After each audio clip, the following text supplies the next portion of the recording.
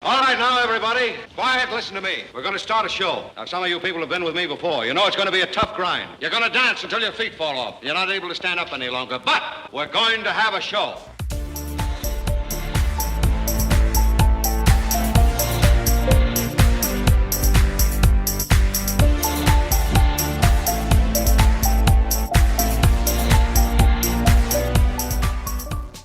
Hello, I'm Jim Aldred, and you're listening to the Pink Door Podcast. Today we're talking with Denice Gary-Pandol, and she's the Republican candidate for the United States Senate in the state of California.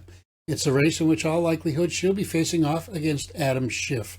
And we'll discuss her views on the issues facing California and the country, and what should change after the 31-year tenure of Dianne Feinstein, and why Denice believes that she is the best candidate to represent all Californians in the U.S. Senate. Let's give it a listen.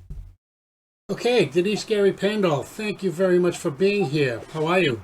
I'm doing great, sir. Thank you so much for having me on your podcast today. I'm just thrilled to be here. Denice, why don't you take a few minutes and give us your little elevator speech, introduce yourself to the listeners and the voters.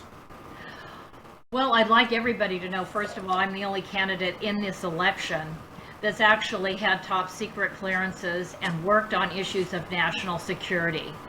And it is so important to be able to understand the threats that the United States is facing today. And it's not just coming from, of course, China and Russia, but it comes from terrorists and criminal networks around the globe. It's coming from Iran. It's coming from places in South America and Central America. Iran's been building a heavy footprint in South America, Central America, and Mexico. And the criminal networks entering the state of California and states around the Union is incredibly important. Water, in the face of emerging security issues, in the face of emerging food shortages. Water infrastructure is now extremely important. Oil and gas, being energy independent, being able to take care of our allies. I'd like to talk about all of that a little bit today, because to make California affordable again, to make it a good place to live for small businesses and medium-sized businesses in corporate America, we've got to end inflation. And I'm hoping to talk about how we can do that, what your senator in the United States Senate needs to do to make that happen, and how we can cut regulations. Because under the Biden administration, we've had thousands more. In fact, I was just looking up something briefly this morning. Under the Biden administration, there's been over 3,600 new regulations. We currently have a situation where 175,000 pages are currently in the Code of Federal Regulations. We have people in California and in the United States, households, you and I, Jim, you and I, and the people listening to your show, that are spending $15,000 a year on regulations. How do we fix that? I want to talk about that today. Right, the administrative state is a serious problem. It is. Yeah, it's growing in leaps and bounds.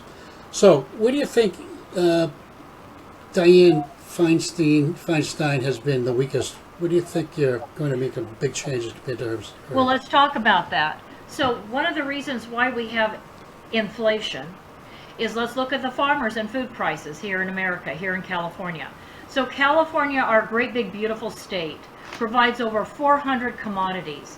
Those 400 commodities that we sell from this great state not only feed us, you and I, Jim, and the people in our state, but they feed the country and they feed the world. But what's happening is we passed legislation back around 1970, some legislation called NEPA. The United States Senate and the House of Representatives passed that. What is NEPA? NEPA is the National Environmental Protection Act. What's happened since NEPA was established? What's happened is, here in California, we've got organizations like the California Water Board, full of a bunch of bureaucrats that are unelected, and we're paying for them with our tax dollars. What has the California Water Board done? The California Water Board has turned off the spigot, the water spigot. They have actually held back 97% of much of the water to our California farmers or ranchers. So what does that mean to you, Jim? What does it mean to me? It means that when you turn off the water to farmers and ranchers, they plow under their food crops. Right. It means they have to sell their cattle. In some states where bureaucrats are doing that because of NEPA, federal legislation, some states they're slaughtering their cattle. That's the food we eat, sir. Right. So when the supply diminishes, the cost is going to go up. But why is that happening? Because of NEPA. One of the first things I want to do as your United States Senator is I want to make it unlawful. NEPA, N-E-P-A, the NEPA Act needs to be made unlawful. We need to ban these environmental regulations that are making it impossible for us to have water. Take, for example, rainwater capture systems. Did you know, sir, that in our state, it's illegal to have rainwater capture systems? So if a farmer during all this flooding wanted to capture water free of charge, falling from the heavens, he could not do it. It was illegal. So he's paying tax on every drop of water he pulls up out of his well. I'm talking to farmers, Jim, right here in Kern County. I'm a gal that was raised in oil and ag. You know, this is my environment. Talking to one of the farmers, he said, Denice, I built a well on my own property with my own money. It's my well, and I'm paying every drop of water. I'm paying a tax on that. That's I remember. Go ahead. I'm sorry. Go ahead. No, so NEPA is affecting the oil and gas industry. This is a tremendous economic issue. I remember a few years back, I used to listen to some podcasts, and I was listening to Devin Nunes, who was a congressman from California. Yes, sir. And this is one of his big things. He was really concerned about the water that was being siphoned off and being let out into the ocean. Yes, sir. He's right, because let me tell your listeners, if you want lower food prices in the grocery store, you're going to elect Denice Gary-Pandol for U.S. Senate, because I am the only candidate that seems to understand that we've got the Sierra Nevada mountains range here in California. When that snowpack melts in the summer and all that water goes into the ocean, we would never have a drought in California if we just held back 5%.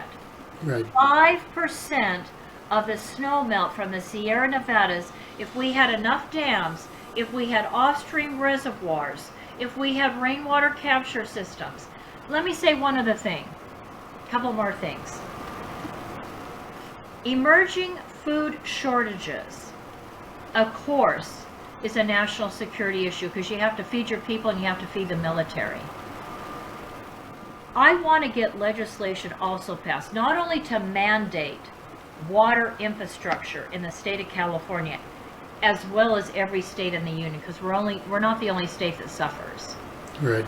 Because we don't need a drought, but also we need to get legislation passed. And I love Tom Cotton. Senator Tom Cotton has some legislation called Not One More Inch. In order to prevent communist countries like China buying up our farmland, we've got to legislate against that, sir, because China is buying up real estate, and they're taking the produce, they're taking the meat, they're taking that food, and rather than providing it, making it possible for Californians and our country to eat, they're sending it back to China. China today is hoarding food. They now have the largest standing army and the largest navy in the world. They're building hypersonic ballistic missiles underground throughout China. They've weaponized the islands in the South China Sea. They found trillions of cubic feet of natural gas in the South China Sea. They found barrels of untapped, millions of barrels of untapped oil in the South China Sea. So all of this is critical for them to be able to have a huge military apparatus. You can't. So oil and gas, also, we've got to make it cheap, and we need to be energy independent. And the way to do that is to protect and expand the fossil fuel industry. Now, some of your people listening might say, but Denice, we want a clean environment.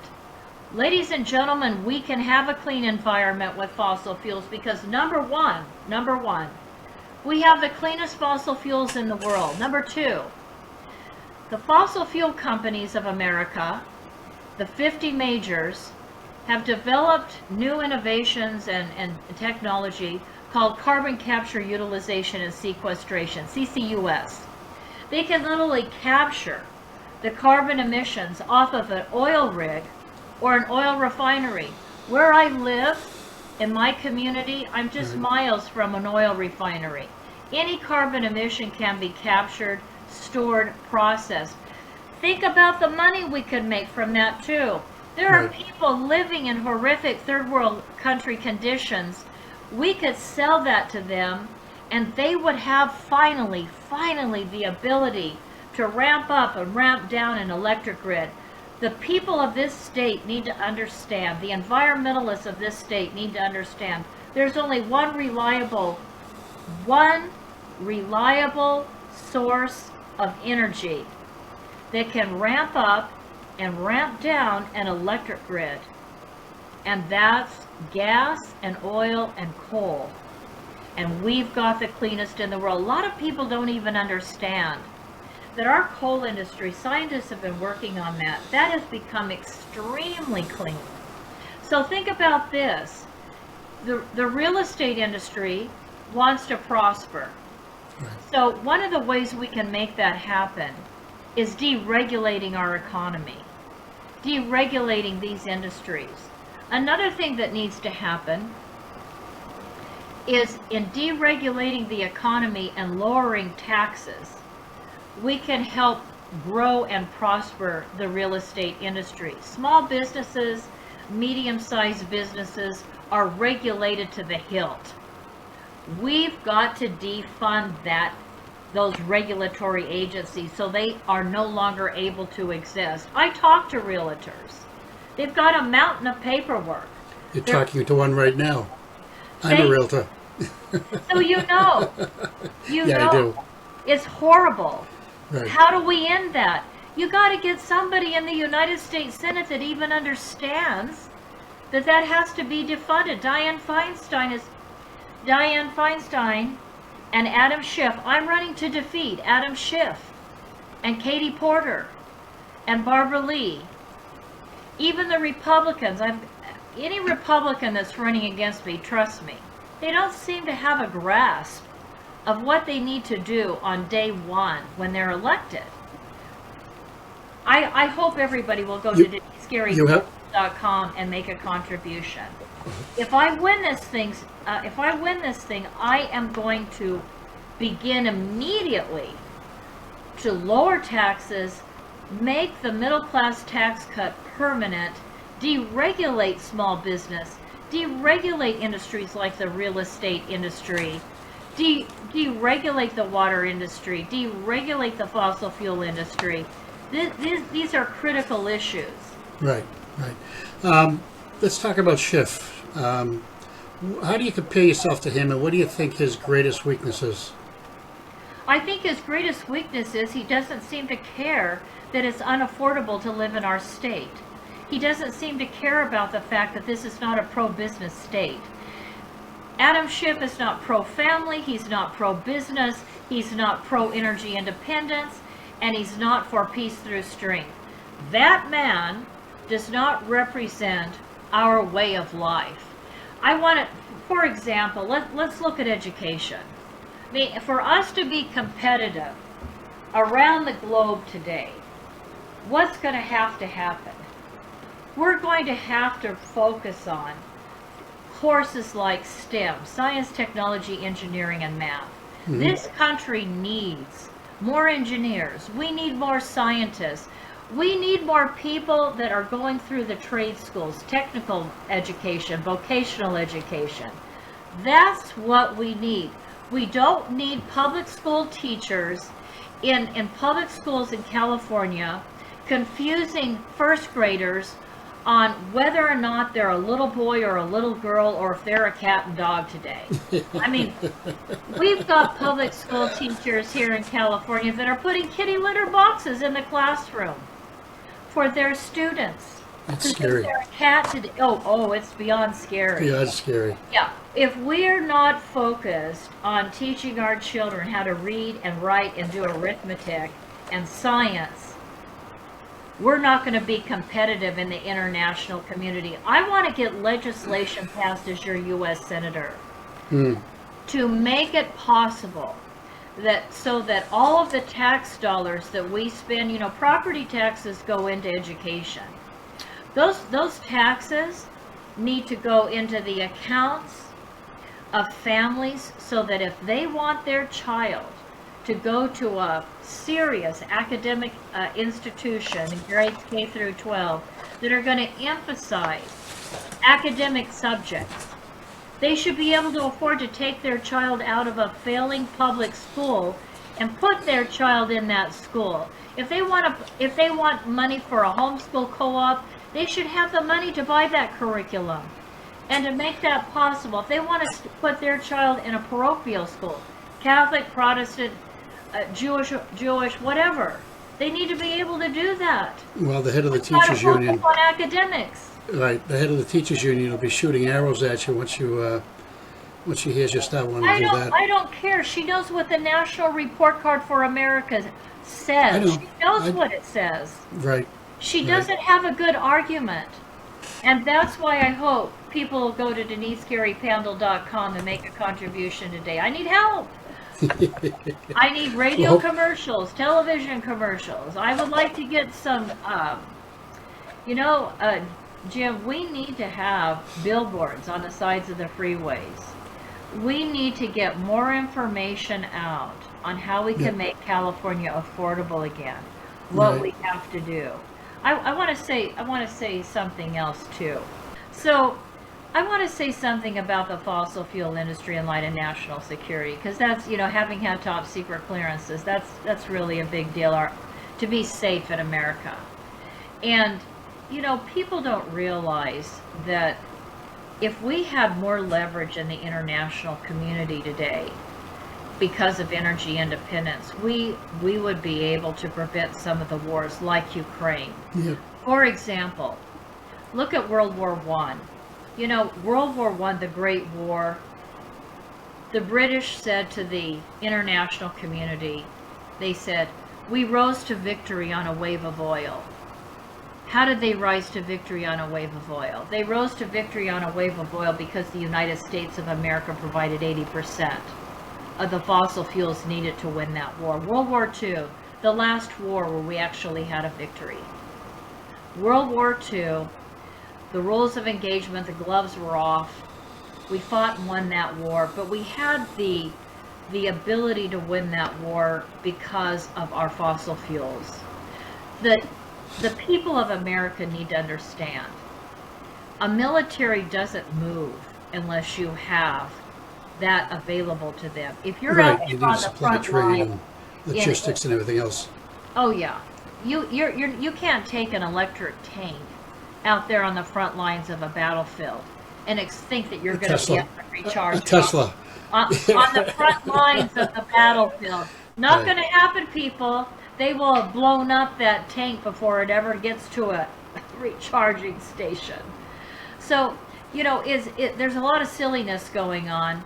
These temperatures here in the summer that the Democrats keep talking about, these liberal environmentalists, you need to understand there's nothing new under the sun. If you go back and look at the geological records dating back hundreds of years, those, we know the temperatures really haven't changed. We might have a hot summer, so what? We've had hot summers before. We've had flooding before. We've had really cold winters, we've had not so cold winters. We've had really hot summers, we've had not so hot summers. This is nothing new on our planet. When you think about the arguments that the liberals are using, it's all based on computer data. It's computer data that's based on guesswork. There is no settled science.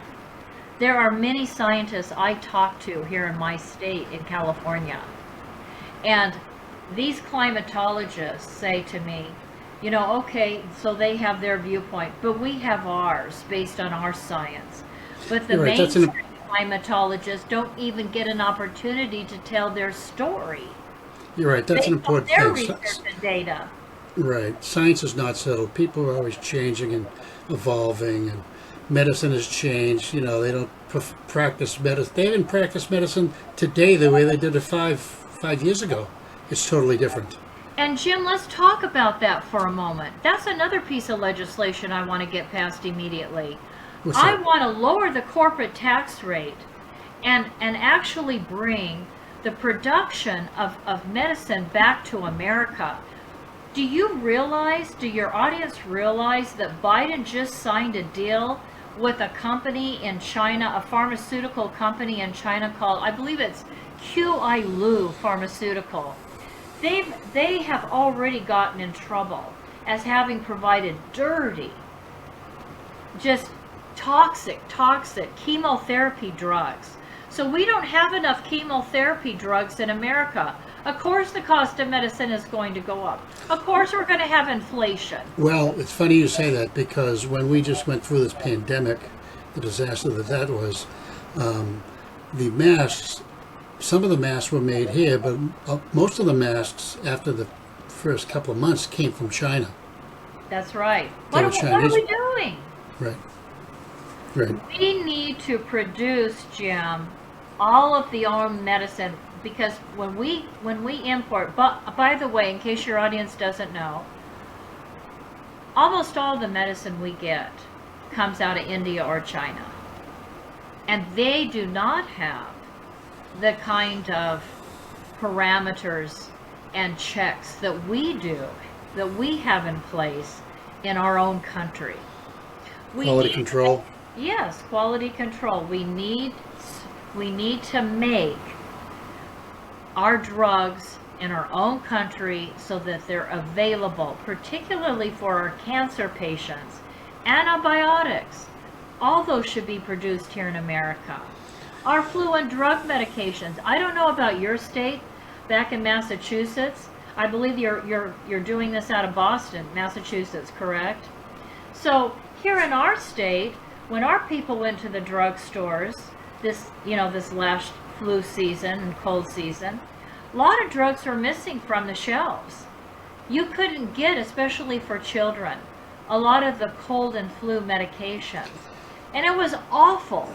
We should have all of that done right here in our own country. Right. Think about the batteries and the chips that we buy from overseas and from communist China. Here in our state, we have the Salton Sea in Southern California. We should be industrializing the Salton Sea. We should be providing all the batteries and chips that we need. We shouldn't have to wait for some ship to come all the way from China to our ports on the East Coast and the West Coast. We should the people up at Long Beach where all those ships tie up, they might get kind of upset if you try to put those shippers out of business. Sure. But we need to be self-sufficient here in America. Yes, we should. Look at Arkansas. They've got a Republican governor. Yep. By the name of Sarah Huckabee Sanders. Yep. Look what she's doing now. They're going to start doing their own lithium ore mining in that state because they've got a tremendous load of it.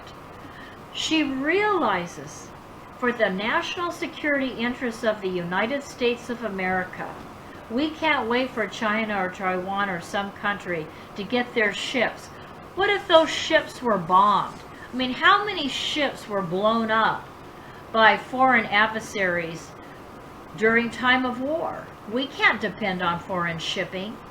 Look, do you realize, Jim, that a lot of our oil and gas, particularly here in California, comes from Saudi Arabia and Iraq? Speaking of shipping. Aren't you, really, are you from Bakersfield? Or do you live in Bakersfield? Yes, sir. That's the do. second part of this. Isn't Bakersfield an oil producing region? Yes, sir. That's what I'm saying. Yeah, I okay. not only have had top secret clearances and done work on issues of national security, but I've lived You work in an oil rig. I haven't worked on You're a triple I'm threat. living in an area that's extremely important for oil and agriculture. In fact, California, where I come from, has provided billions of dollars for the economy. Not so much anymore because the Democrats are trying to tax the industry and regulate the industry out of business. Right. And it's an economic issue, but we can be environmentally clean, but for national security reasons, we can't have our oil being shipped from dirty oil tankers through the Strait of Hormuz. Right. The Strait of Hormuz could be closed just like that by Iran. Yes, they do. Yeah, Iran controls the Strait of Hormuz. Right. So I don't know about if your audience remembers the 1979 gas lanes during another Democrat presidency, Jimmy Carter. Right.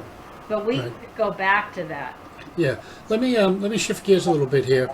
I'm having a great discussion with Denice Gary-Pandol, a Republican candidate for the United States Senate in California. The financial, a lot of people that they don't have the rights viewpoints on social issues. They get their financial accounts canceled by banks and financial institutions like PayPal and all. They just close their accounts. What's your opinion about that? Well, last time I checked, we're not a socialist country or a communist country, although we're certainly moving very, very much into a socialist system. I mean, when you've got the government and telling banks don't lend to, oil companies, don't support other industries that don't support a woke liberal agenda. Banks not. Oh yeah, shutting down accounts. I read this on Twitter all the time. Yeah. There are people that their professions are really somewhat innocuous, and they're getting their financial accounts shut down. The guy with the MyPillow, what's his name? The guy Mike from the Lindell. Midwest. Mike Lindell. Yeah. They put him out of business because he supported President Trump. Right. This is what happens in socialist and communist countries. Right. Where literally the government is saying to lending institutions and banks, we want you not to do business because if you do, you're going to be penalized.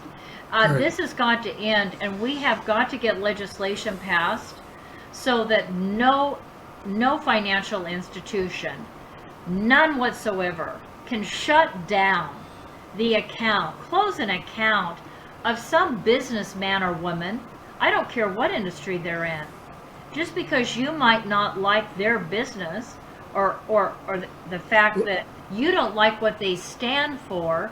Right. And your perspective on social issues is different than theirs, doesn't mean you have the right to close down their PayPal account or close down their bank account or not loan to that group.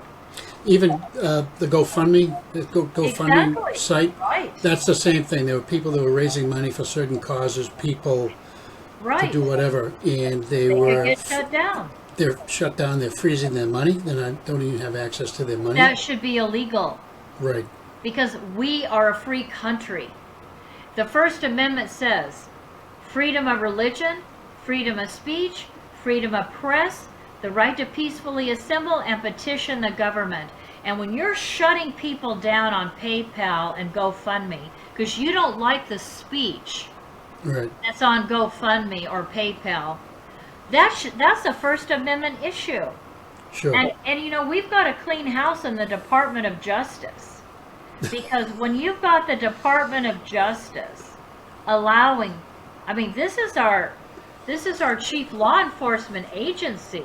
Can you imagine if Eric Garland, what's his first name? Garland. What's his first name? Merrick Garland. If he became a Supreme Court justice, man, we dodged a bullet. Oh gosh, it would be. We dodged a bullet. Yeah. Yeah. We dodged a bullet.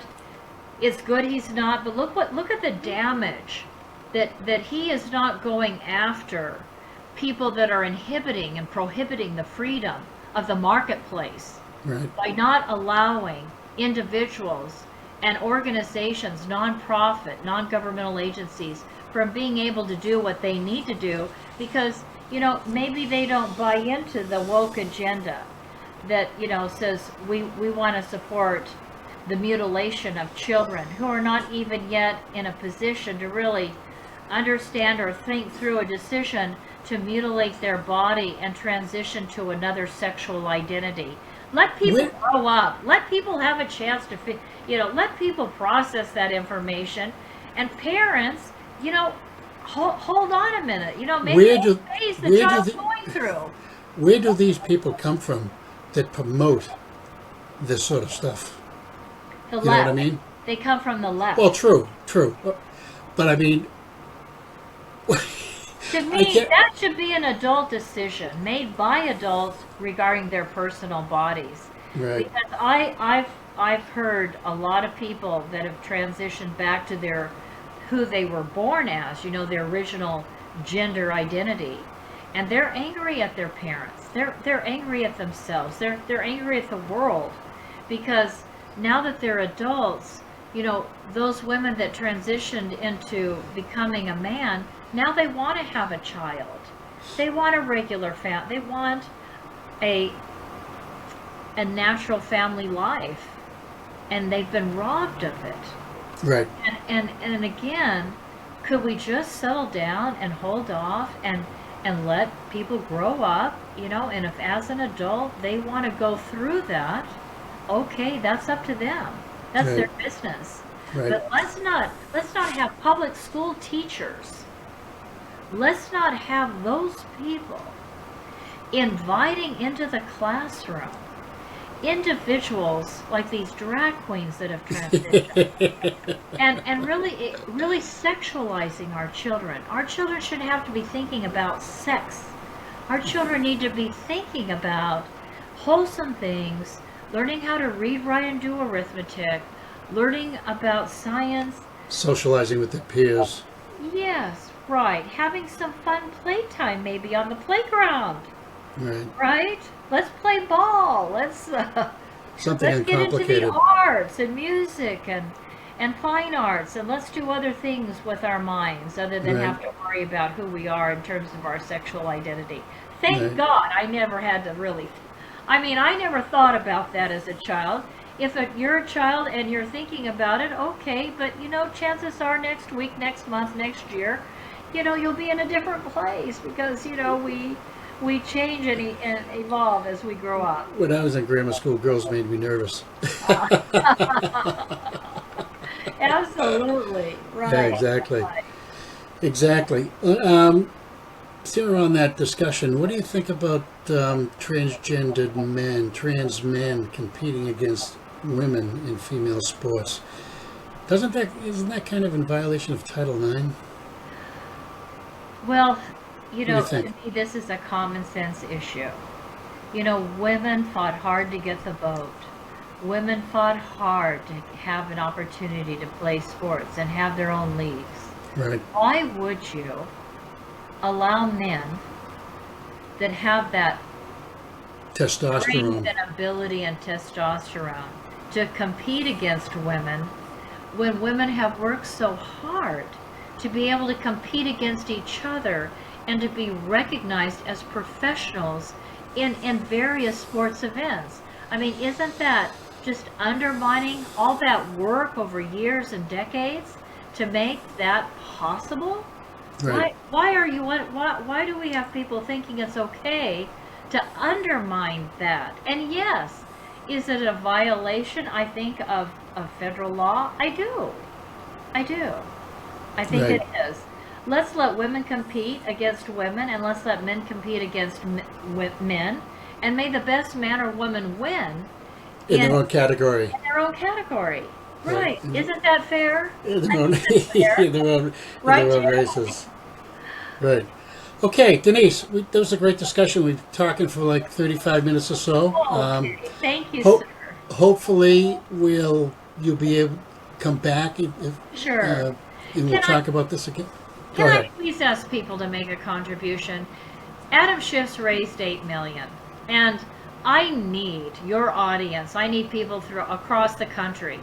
If you want these environmental laws overturned because you want to deregulate the economy, if you want lower taxes, if you're a small business owner, if you're in real estate, or you have a medium-sized business and you want your taxes lowered, you don't want that mountain of paperwork, you want to deregulate this economy, send me a contribution.